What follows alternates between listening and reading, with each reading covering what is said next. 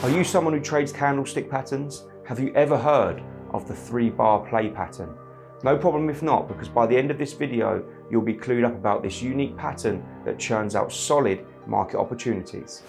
Hi everyone, Connor Woods here, market coach at forexsignals and howtotrade.com. Welcome back to the channel, where in today's video, I'm going to dive into an exciting and powerful trading concept that can help you navigate the financial markets more confidently and precisely.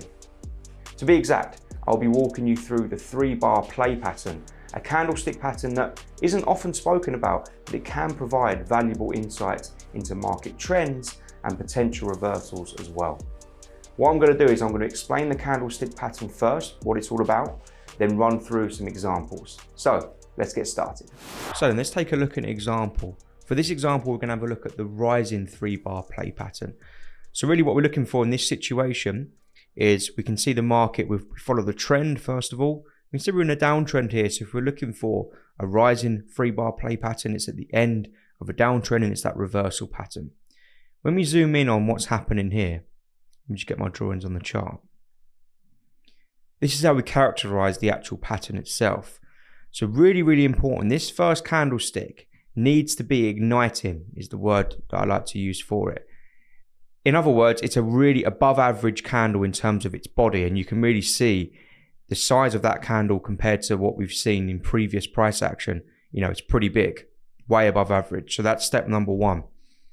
And then what we want is our second candlestick to be a smaller bearish candle, which you can see we've got here. Okay, initially we do have a little bit of a wick to the downside, but generally speaking, when that candle closes, you can see it's a much smaller bearish candle. Then the third candlestick is really where we start to think about placing the trade.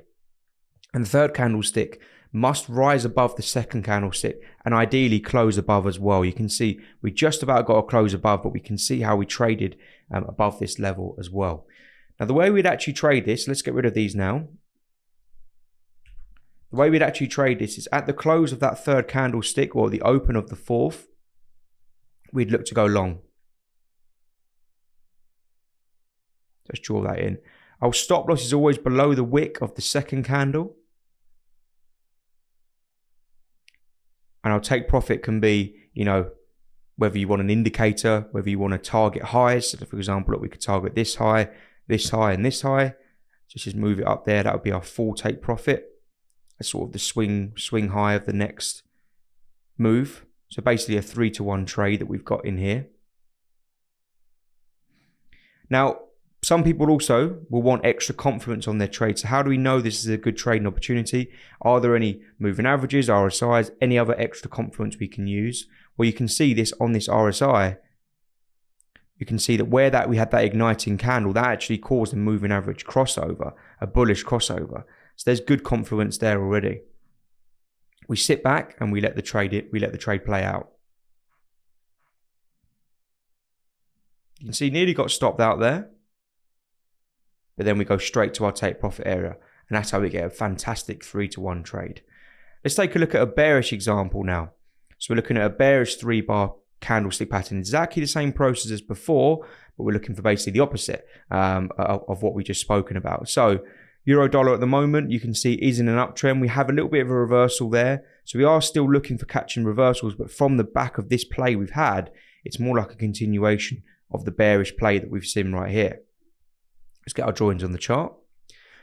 Step number one, as always, we want that first candlestick to be igniting. We want it to be above the average in terms of its range of its body. That's a big tick there. We can see that. The second candlestick this time, instead of it being a small bearish candle, we're looking for a smaller bullish candle. And you can see that we've got that really textbook.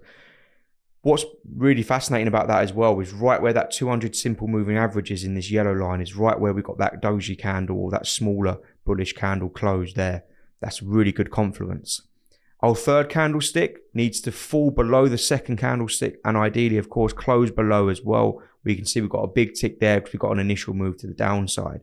Now, the entry wouldn't be as good here, but we do have a more tighter stop loss with the wick to the top side not being so large as we had on the previous example. And by the way, both of these examples aren't from years ago. This is from a couple of weeks ago on euro dollar and on GU just from a couple of days ago. So let's get rid of those. That's how we spot the candlestick pattern, how we trade that. We want to go short here. So we're going short of the close of that third candle with a stop loss just above the wick of the second smaller bullish candlestick.